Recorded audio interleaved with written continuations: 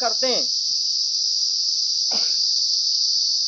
आज जिस पेड़ के हम फल हैं, आज उस पेड़ को हम नहीं पहचानते। और प्रिय भाई बहन, जो पेड़ हमें और आपको बनाया है, जो पेड़ हमें और आपको तैयार किया, वही पेड़ है जो आपकी हर एक फिर से खोई हुई चीज को नया कर सकता है। आमीन बोलते हैं। जिस चीजों से और जिस पेड़ से हमारे हर एक अंग बने हैं, मैं अगर और आसान तरीके से आपको समझाऊं तो आप समझ सकते हैं। हालेलुया। अगर आपके पास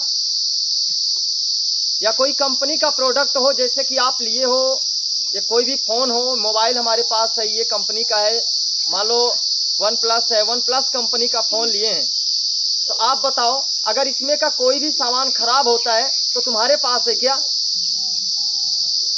हाँ या ना बोलो? नहीं। उसका सामान किसके पास है? कंपनी के पास है ना।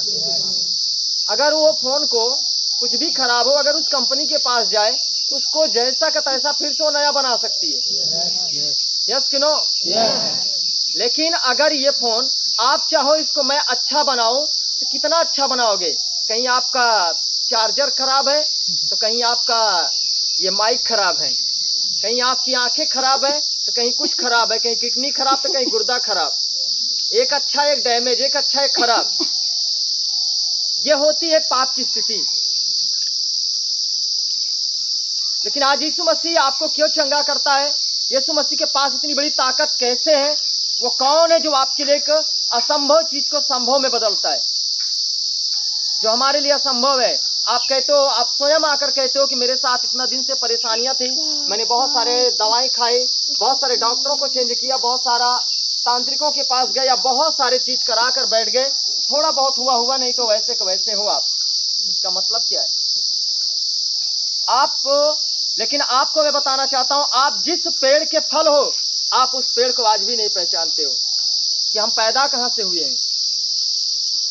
और सच्चाई यही है, अगर आप पेड़ से अलग हो तो आप उस पेड़ से अलग हो करके कभी हरा भरा नहीं रहोगे। कहीं क्या खराब है तो कहीं क्या खराब होगा, कहीं आपका अंग तो कहीं हाथ, कहीं पैर, कुछ ना कुछ आपका डैमेज रहेगा। पर अगर तुम उस पेड़ के साथ, उस फलों में जो परमेश्वर का है पेड़, अगर उस पिता के साथ आपका नाता आज अनजाने में भी अगर जुड़ जा रहे हो, तुम अगर तुम प्रभु को ना जानकर अपनी चंगाई के लिए ही भागकर प्रभु के करीब आए और उसके समीप जाकर लपट गए ना, अगर परमेश्वर के सामने लिपट ही जा रहे हो ना, उसका प्रकाश आप पर चमके ही जाता है। आमीन। लेकिन वहीं को उसे पहचान लेना है। हालेलुया। कोई भी व्यक्ति प्रभु को नहीं पहचान सकता कि शायद वो असली पेड़ वही है जहां से सारी चीज का निर्माण हुआ है, जो पूरी दुनिया का हर एक चीज बनी, शायद वो परमेश्वर से बनी। इस चीज को लोगों को आज जानना होगा कि उसी से सब कुछ बना है। और आप अपनी बीमारी को लेकर एक बहाना लेकर, आपके अंदर एक बीमारी आती है, शैतान, समस्या, परमेश्वर किसी भी प्रकार से, तो आप एक बहाना लेकर के बीमारी का प्रभु के करीब आ ही जाते हो, दुनिया से थक जाते हो तो।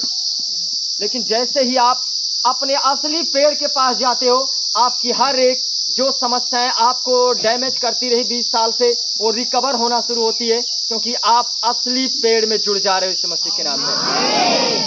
वो जगह है, वो स्थान है जहां पे आपकी सारी चीजें, आपके हर एक अंगों का सारा पाठ पाया जाता है। जो परमेश्वर है वो आपके अंग को एक तरफ से चंगा कर सकता है। हालेलुया। जैसे किसी ने बताया कि बहन, भाई चलो वो दुकान वाला बहुत अच्छा है, वहां पे बहुत अच्छा चीज बनाता है, और आप शायद ये मेरा वीवो का क्या कहते हैं वन प्लस फोन है, इस वन प्लस को हमें नहीं पता कि शायद वन प्लस की कंपनी है ये, और हम चुपके से, किसी ने बताया कि भैया चलो वहीं पे, और मैंने इसको लेकर चला गया वहां पे, बोला चलो ठीक है, हमें पता ही नहीं, दे देता हूँ, क्या पता बन ही जाए। पर ये फोन जब उसी कंपनी का है, उसके पास पहुंच ही गया, तो हम जो नहीं सोचे थे ठीक हो जाएगा, वो भी अच्छा होकर के वो देता है। आमीन। वो कंपनी का मालिक उसको उतना ही अच्छा करके देगा जितना पहले था, बल्कि और अच्छा हो सकता है वो। इसी तरह आपको नहीं मालूम आज तक कि प्रभु है क्या, परमेश्वर है क्या चीज, पर इससे जान लो कि आज एक हारा हुआ व्यक्ति जब प्रभु के करीब जाता है, उसकी जिंदगी में इतने बड़े आश्चर्य कर्म क्यों होते हैं, क्योंकि आप सक्सेसफुल परमेश्वर के ही समीप पहुंच चुके हो। आप उसी पेड़ के पास पहुंचे हो जहां से आपका जीवन शुरू हुआ था। आमीन। और यीशु ने वचन कहा है, सुनो, मार्ग, सत्य और जीवन मैं हूं।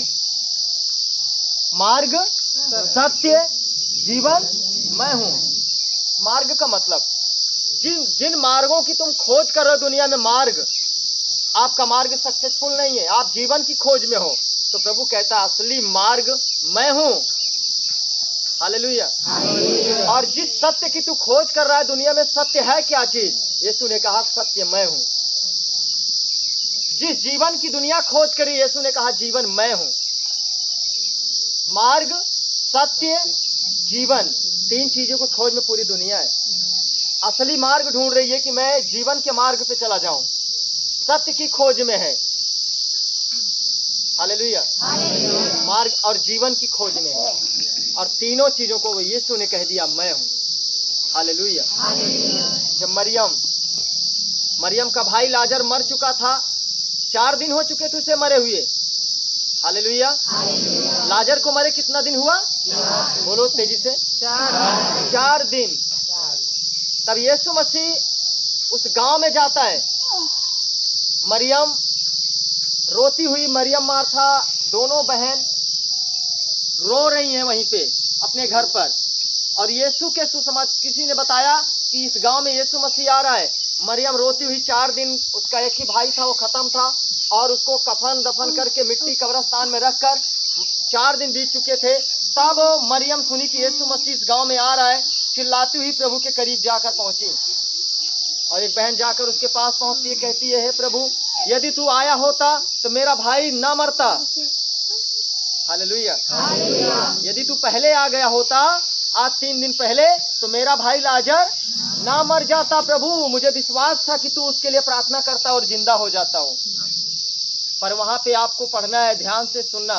वहां पे लिखा, यीशु ने कहा, मरियम, तेरा भाई मरा है, फिर जिंदा होगा।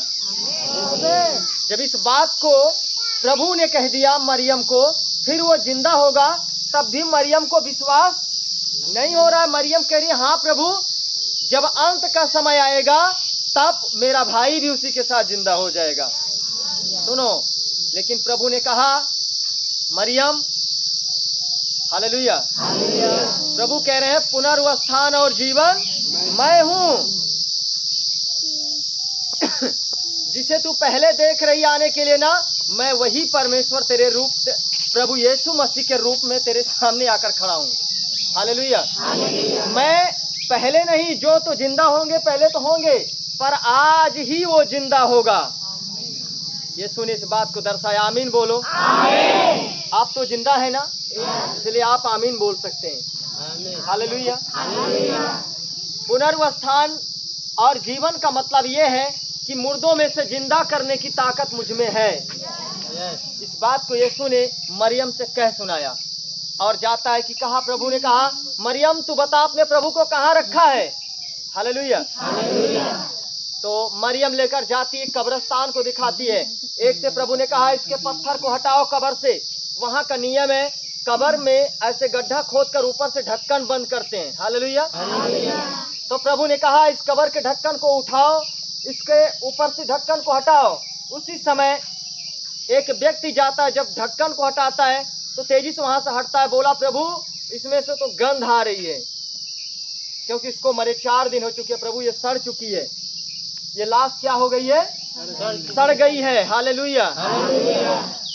जब इतना कह को भाग लिए तो प्रभु ने कहा, तू विश्वास करना, क्या परमेश्वर के लिए कोई काम असंभव है? बोलो, नहीं। परमेश्वर के लिए कोई काम असंभव है? नहीं। प्रभु ने कहा, हे लाजर, तू इस कब्र से बाहर आ जा। बाइबल कहती है, प्रभु का दास वो कब्र से, जो कब्र में लेटा, कफन में लेटा हुआ लाजर, कफन ओढ़े ही कब्रिस्तान से बाहर निकलकर खड़ा होता है। परमेश्वर की आवाज से ऐसे ही कार्य होते हैं। हालेलुया। ये जन